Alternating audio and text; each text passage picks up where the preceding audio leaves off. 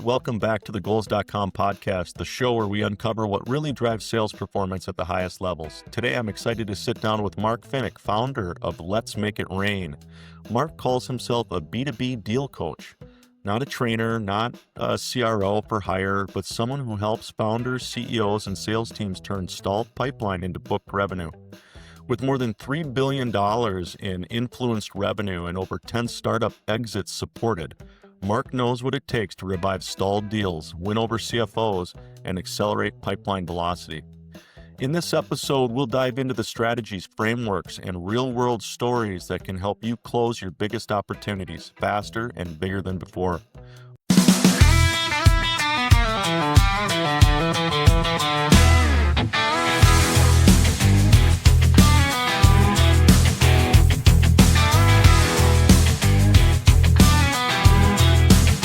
Mark, you call yourself a B2B deal coach. What does that mean, and how is it different from traditional sales training or consulting?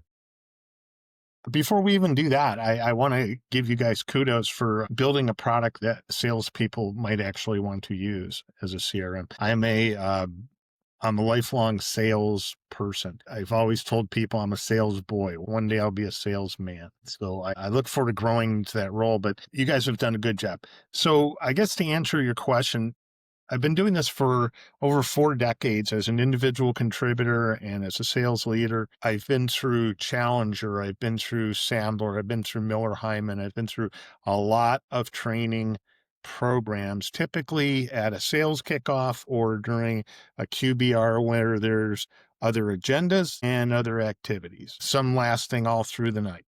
And then you go and you're expected to go remember everything that a sales trainer said. So these are absolutely essential foundational skills that they teach. But if you have 30 reps or 10 reps, they can't design them for each rep and for every deal in the pipeline. So these are designed as generic classes to teach skills. They're easy to forget. Again, especially if they're presented as part of a broader agenda. So what I do is much different. I coach reps live inside their active deals, and I help them research clients, prep for discovery calls, build forwardable proposals at blind spots, negotiate to close.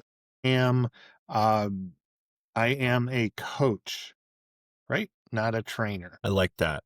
What first led you to focus specifically on unsticking stalled deals instead of broader sales leadership or enablement?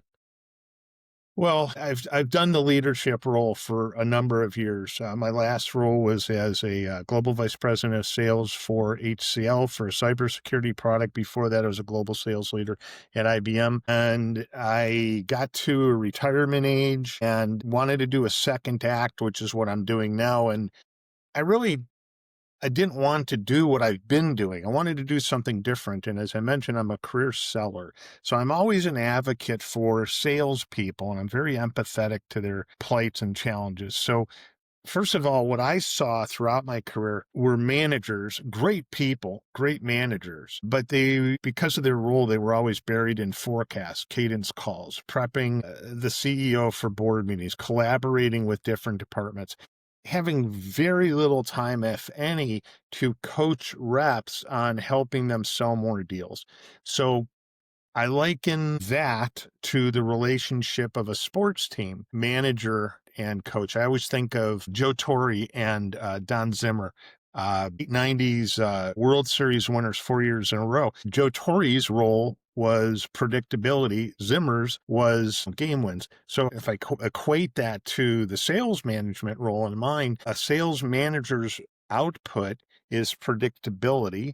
Mine is conversion and deal size. I love it. Makes a lot of sense. You've worked with companies from pre-seed startups to scaling enterprises. What common mistakes do you see sales teams make when it comes to closing? Well, I still see reps doing what they're told to do by marketing team, by product marketing team who builds a deck. And, no offense, but some of these people have never even spoken to a customer. So engineering tells the product marketing team, this is what our products do. Product marketing team builds a deck. They're very nice. They're very pretty. And they hope that it sticks. It's a lot of times it's throwing stuff on the board and hoping it sticks. So one of the biggest mistakes I see reps making is focusing on product capabilities, features, as opposed to customer outcomes, which is why they attended the meeting. Reps will also email proposals instead of co-creating them with their champions, and then hoping that the buyer can sell it internally despite never having bought this product before, even though we've sold it thousands of times. I also see them avoiding kind of the harder financial questions that unlock approvals. So it was interesting. This morning, I had a coaching call with a rep, brand new rep to an organization. So I'll give them credit, or I'll forgive them. They came to the meeting. They were all geared up to present to me what they were going to do.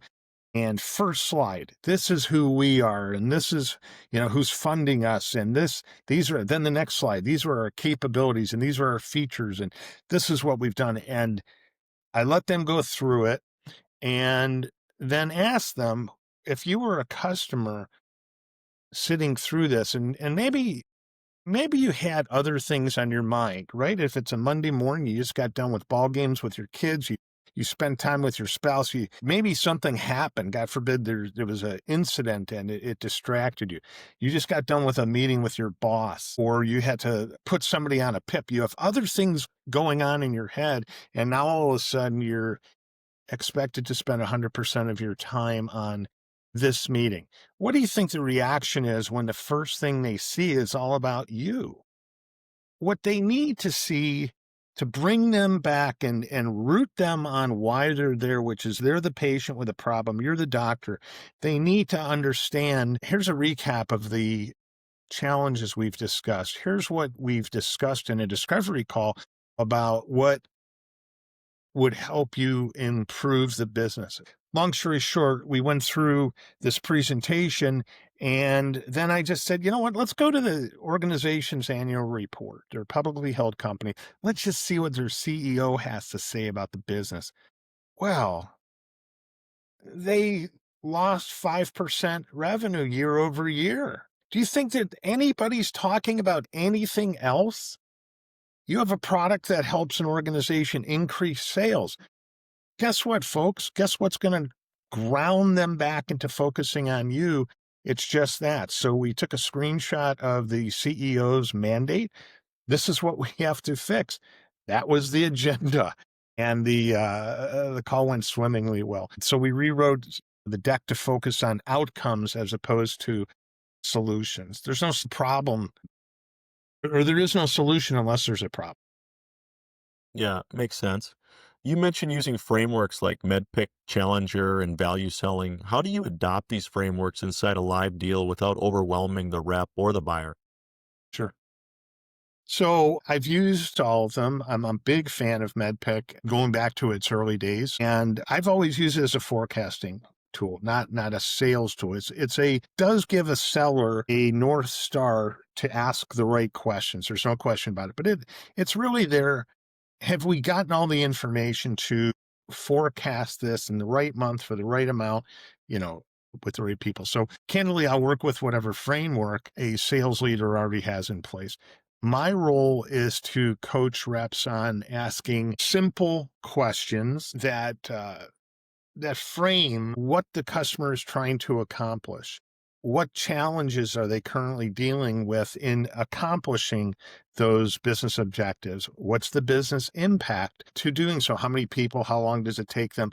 And understand their current state in a way that we can then ask, well, great, if I gave you a magic wand, what does an ideal solution look like? And that becomes what's important to them.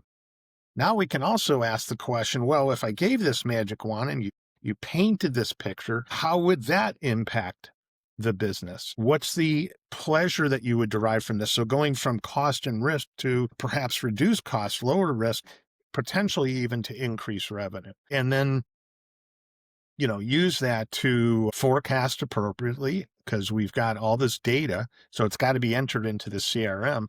But it's, I would say that the people who benefit from my coaching, they're speaking English. They're not going through, all right, who's the economic buyer? All right, what's the identified pain? It's English. It's any language they speak. Yeah, no, I get it. Champions often go quiet after a strong demo. What's your go-to move to reignite that conversation? So I think it actually starts before the demo with making sure that we've somehow captured cell phone numbers. I'm a big fan of, if somebody uses my Calendly link, I include a field, a mandatory field, put in your cell phone number, or I'll offer mine, and as a qualifier, see if they offer theirs. Right? But I think it's really important. I see too many reps hiding behind email, hiding behind text. It's a cultural thing today, yes. But, in the moment when you need to speak with somebody, it's just that you need to speak with them on the phone. So first and foremost, get their phone numbers. The second thing is in the discovery call, as I mentioned, ask how they're currently doing things. And actually during the demo, or asking in prep for the demo, what is it that you want to see demonstrated? Okay, how do you do that today? What's the impact on the business? How many people? How much does it cost? So this way, when you're doing the demonstration, it's a dialogue.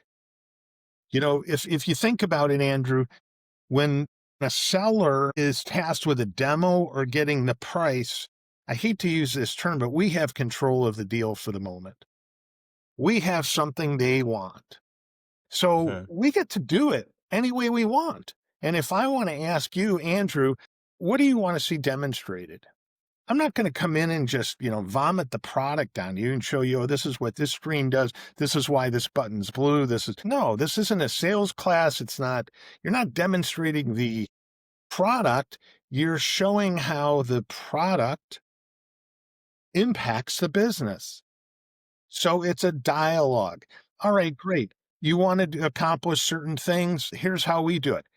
If you had this in place, how would this impact the business? How would this help you improve capabilities?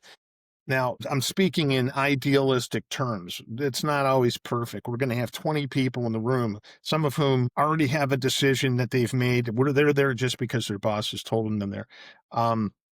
So, first of all, if you run that risk, you put a post-it up, for goodness sakes, anybody listening to this, put a post-it up on your screen. Never leave a meeting without scheduling a next call. That's ghosting. If you think about it, if you don't have oh, I'll call you, we'll talk to each other next week, have a nice weekend, you're going to get ghosted. You know what? Let's bring up our calendars. Let's get a date on the calendar. It's a great qualifier. If somebody says, no, we're not ready for that, slow things down. Ask the question.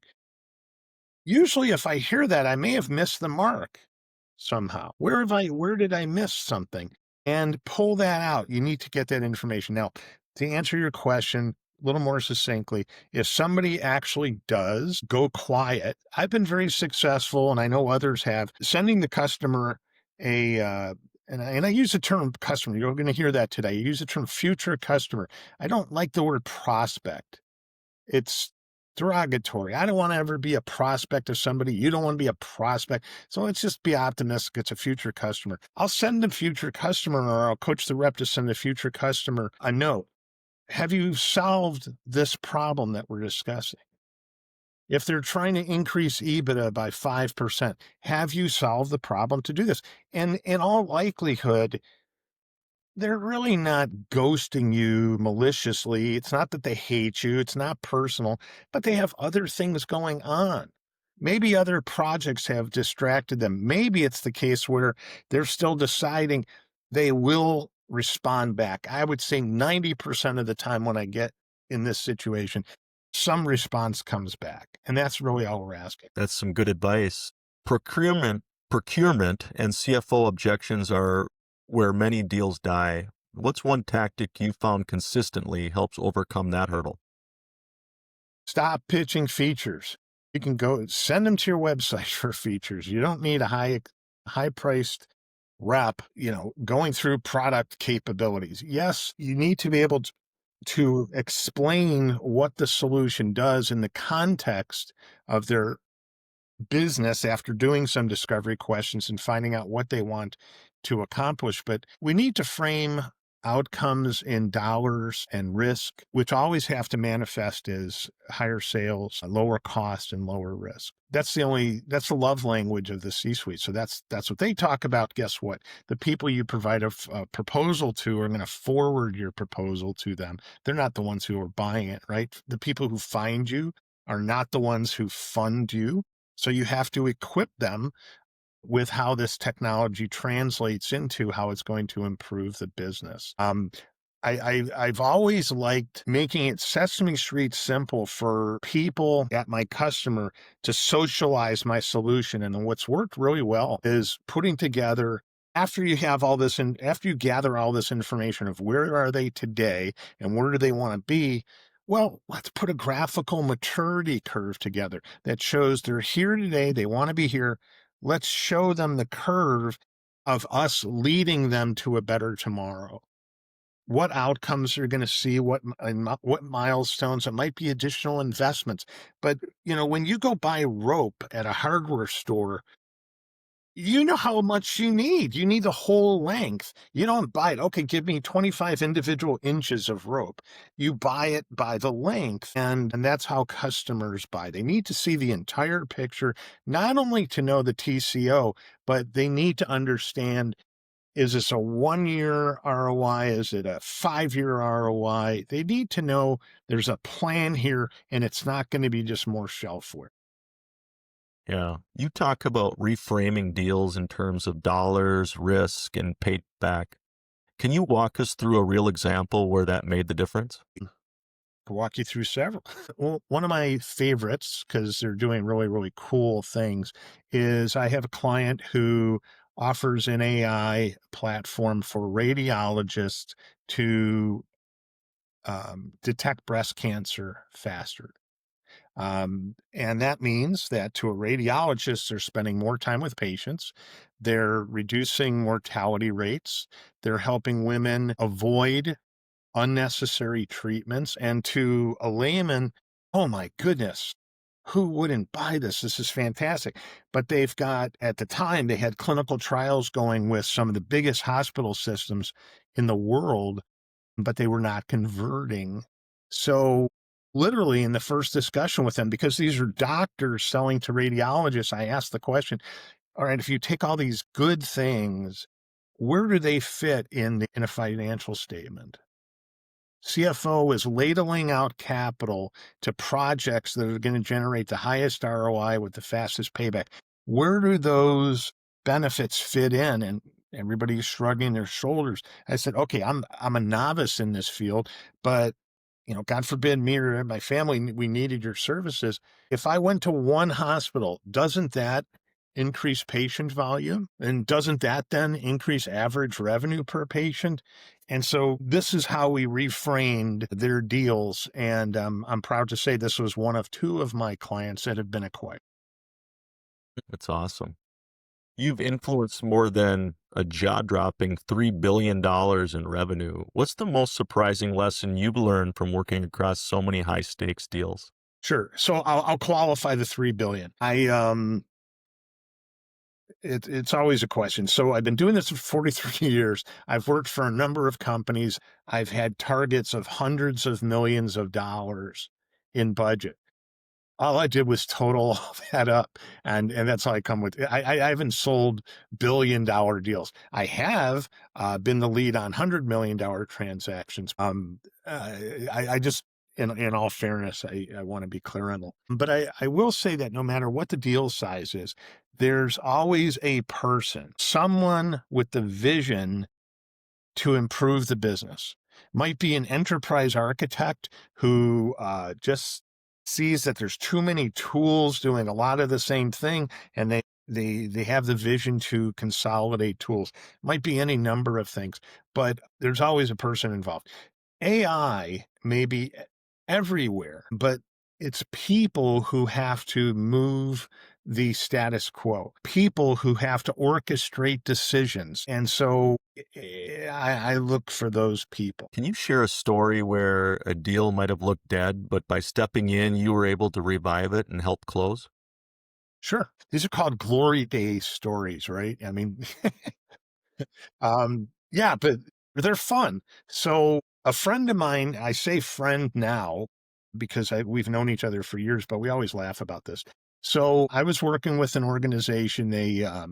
I met them at a trade show. I met the chief information security officer, and he said, "Mark, we're going to be buying this other technology, but boy, what you just presented is exactly what we you want. Will you come in?"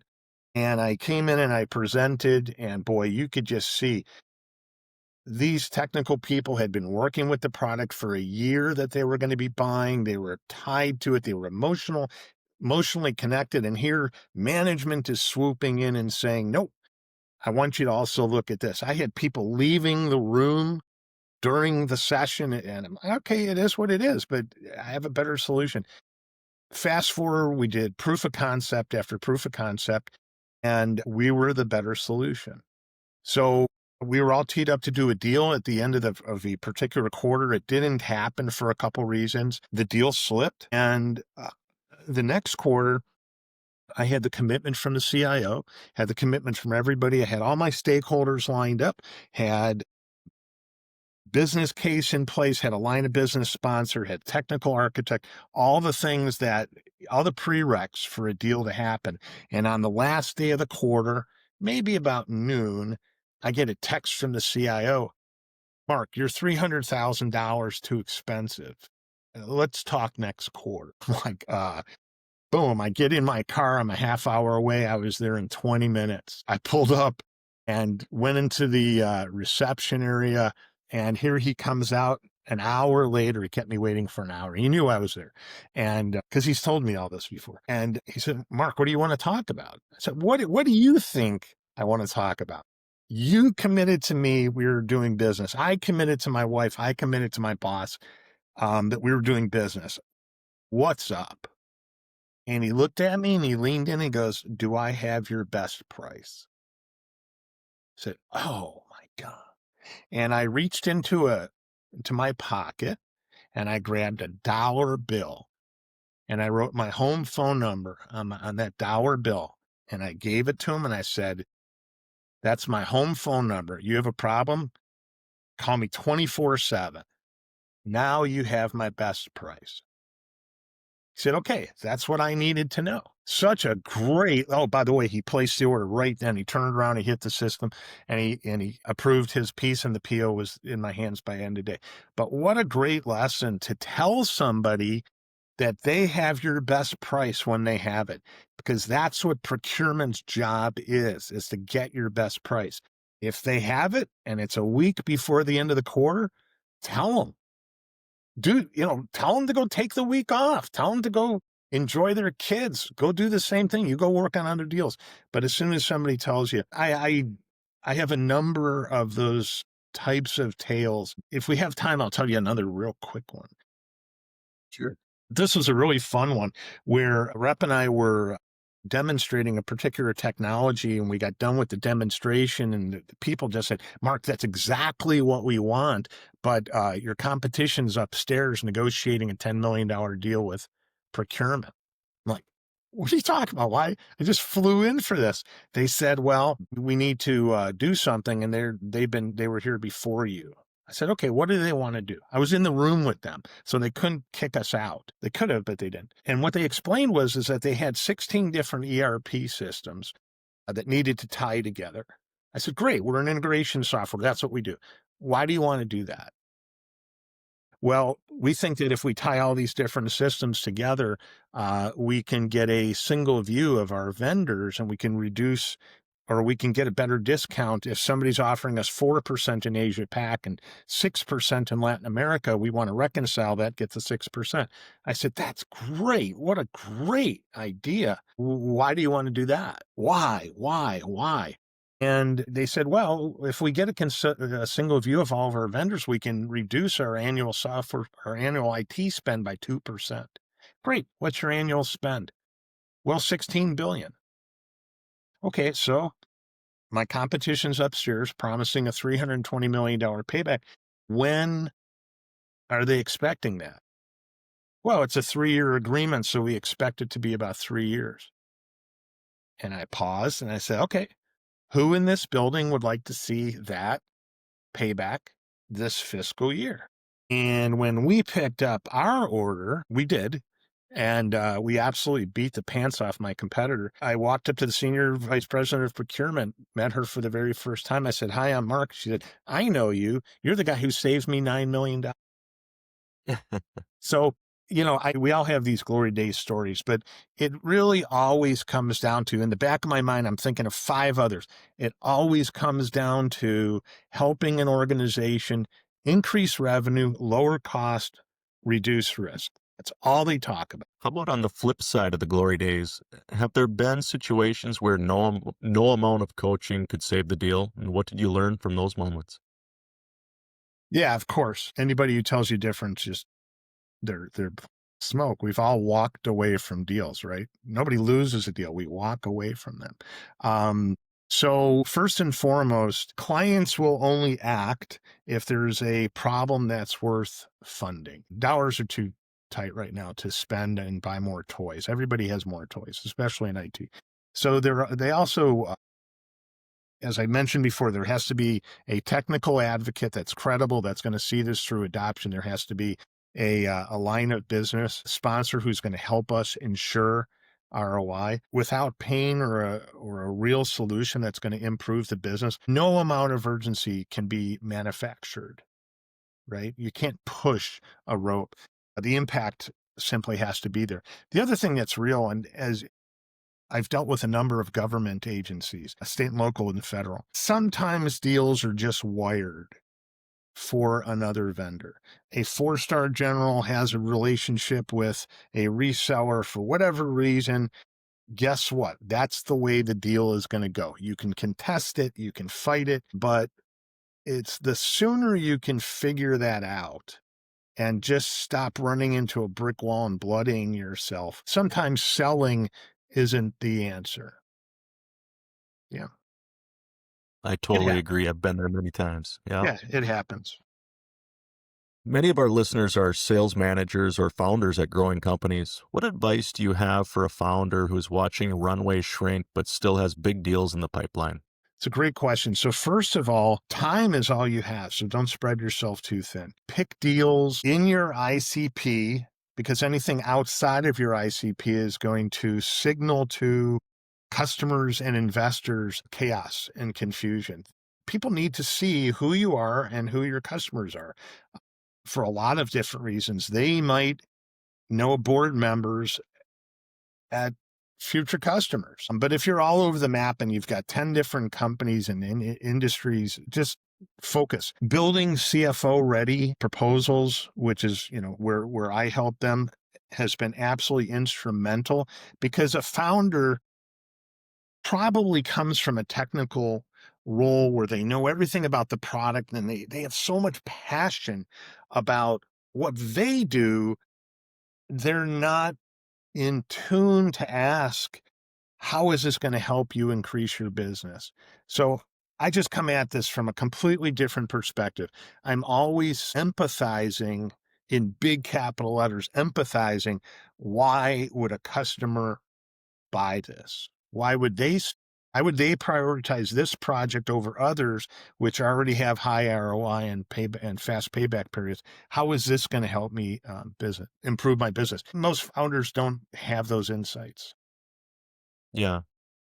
For sales leaders managing reps, how can they best coach their teams on late stage deals without micromanaging? Mm. You mean like calling them every hour? Has this closed? Has this closed? Has this closed?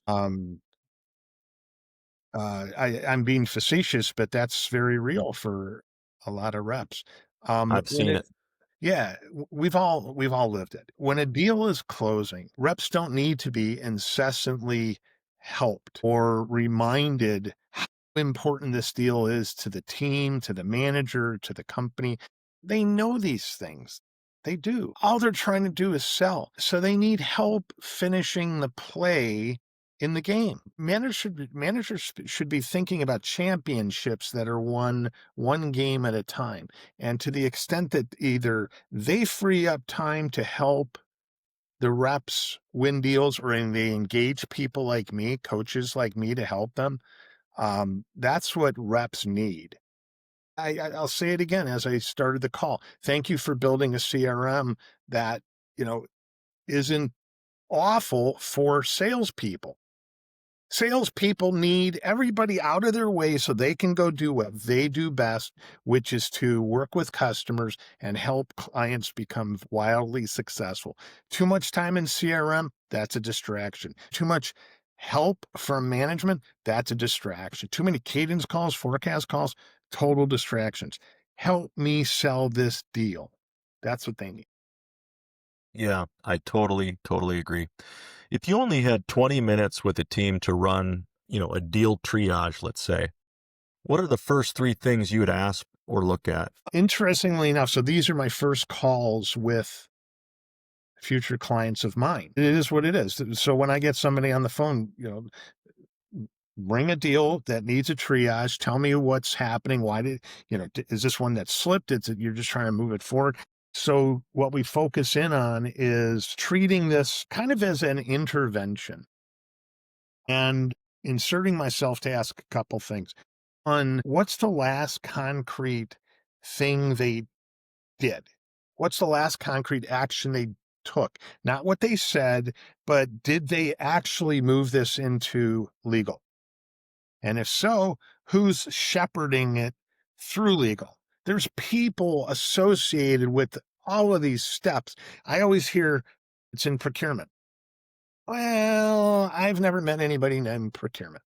Did we who in procurement? Who's got point on this now? And in most cases, especially the larger organizations, there really is a system. They can go and see exactly what the workflow is, where the step is, and if you earn the trust, they'll tell you.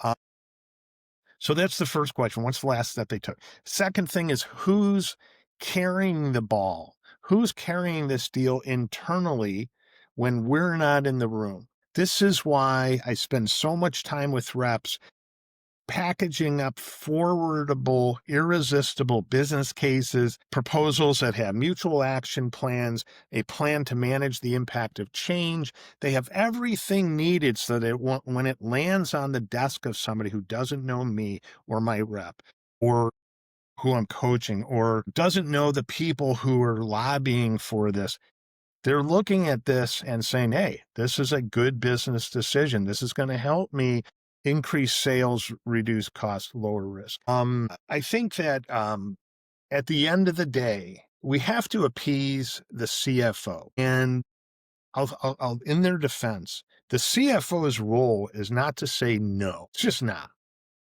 What it is to use capital effectively to grow the business. So we need to provide them in a 2 or 3 sentence summary.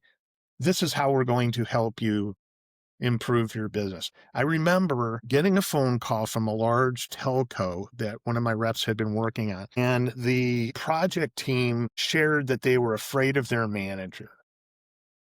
It's a very real situation. They're like, I'm not going to them. They've already fired people. This is a chaotic situation. I'm just going to put my head in the sand. I'm going to go. I'm like, well, what's at stake? $50 million a year in waste. I said, give me the guy's phone number. No, you're going to, we're all going to get fired. I said, I promise you, nobody's going to get fired. I called the individual on a Saturday. Left him a voicemail. You don't know me from Adam. My name's Mark, blah, blah, blah. I'm with such and such. And I said, I understand there is a line item in your budget. There's $50 million in waste and your team's identified it, but somebody's afraid to contact you. I'd like to chat. I got a phone call back in like 12 minutes and we did a deal 2 weeks later. Wow. People just need to know but nobody wants a yes person vendor. They want people to uncover problems and opportunities for them to do their job better and help the organization grow. That's our job. Absolutely. With AI, automation, and buyer sophistication all increasing, how do you see the role of the human deal coach evolving in the next few years? So I started using AI with the advent of GPT-4, and I've used it every day religiously for a lot of things. I just, I created scores of prompts that help my reps research companies, prep for discovery meetings, understand what are the business drivers, put together go-to-market plans. There's just a litany of things that I do with AI. But AI can't move a CFO at another company past fear, uncertainty, and doubt. AI can't make somebody else do something. It can't make a customer return your call. These are uniquely human qualities. And some of the steps that we talked about earlier about scheduling calls and such, these are just things that go hand in hand to a sales professional's use of uniquely human skills combined with AI. I hope that helps. 100%. What's one mindset shift or tactical change you believe every sales professional should make this quarter to close more effectively? I think a lot of people are frustrated in a number of different ways. I talk to so many people who are just not hitting their numbers. I think the average now is maybe 20% are actually hitting their numbers. I read some study. So everybody's frustrated. And they're looking at product management. They're looking at product marketing and marketing. Tell me how to sell this better. Tell me how to sell this better. And I would encourage listeners to stop that and focus on, how do I make it easier for my customers to buy? That's all this is about. You have a website, they have white papers, you can do GPT searches, you can go to Gartner Peer Insights and see competitive analyses, you can call your peers at other companies, find out what they're doing. Their problem is not in product and evaluation. Their product is chaos in the organization and a very, very dynamic, ever-changing set of economics and politics. So to the extent that you can help your sponsor achieve their business outcomes and be trusted to do so, that's what this is all about. It's not about selling features and capabilities and products this and product that.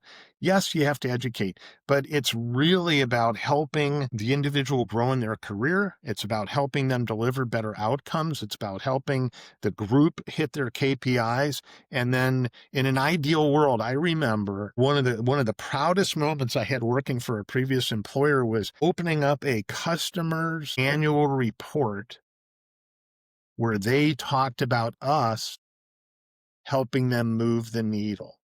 A customer highlighting a vendor and our ability to help them move the needle. Man, showing that annual report was a demo. It's one heck of a testimonial. It was awesome. Yeah. I absolutely love this. Mark, this has been packed with gold, from reframing stalled opportunities to winning over CFOs to accelerating deal velocity. For anyone listening who's chasing that one big deal this quarter, the insights you've shared could be the difference between losing momentum and closing strong. If you want to learn more about Mark's work and Let's Make It Rain, check out the links in our show notes. Thank you for tuning in to the Goals.com podcast, where we give you the mindset, tactics, and the tools to level up in sales. Until next time, keep pushing, keep closing, and keep turning goals into wins. Mark, thanks again for being here. Thanks, Andrew. This episode is brought to you by Goals.com, the sales performance platform built to help teams stay focused, motivated, and on track. While most CRMs just track data, Goals.com drives real results. It's simple, affordable, and designed to help your sales team hit targets faster, without the headache of complex setup or costly consultants. Whether you're using a CRM or not, Goals.com works seamlessly to elevate your performance. Book a fun, fast demo today at Goals.com.